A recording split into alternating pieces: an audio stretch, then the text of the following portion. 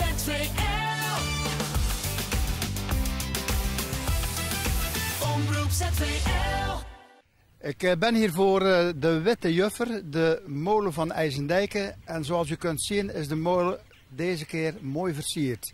En dat is niet voor niks. De molenaar Ton Koops neemt na 22 jaar molenaar geweest te zijn afscheid van zijn Witte Juffer. Dit is Omroep Zeeuws-Vlaanderen. Mijn naam is Frans Brouwers. Te kunnen mededelen dat het Zijne Majesteit, onze koning, heeft behaagd om u te benoemen als lid in de orde van Oranje Nassau. Ja.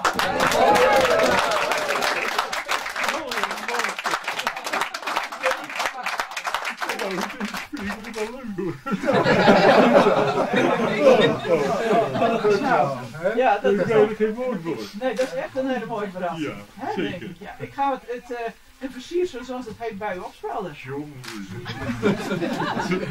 ik had toch wel wat er allemaal mee wil maken. Die geef ik aan Erik als een stokje dat doorgegeven wordt. En dit is een stokbalans. Een stokblad is een weeginstrument. Daar kon ze de gewichten. En moet je kijken wat een prachtige vormgeving is. Nou, dankjewel Ton. Erik,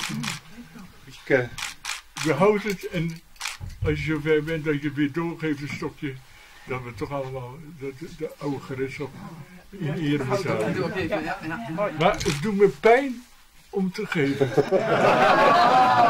Eens gegeven. ZVL. Omroep ZVL.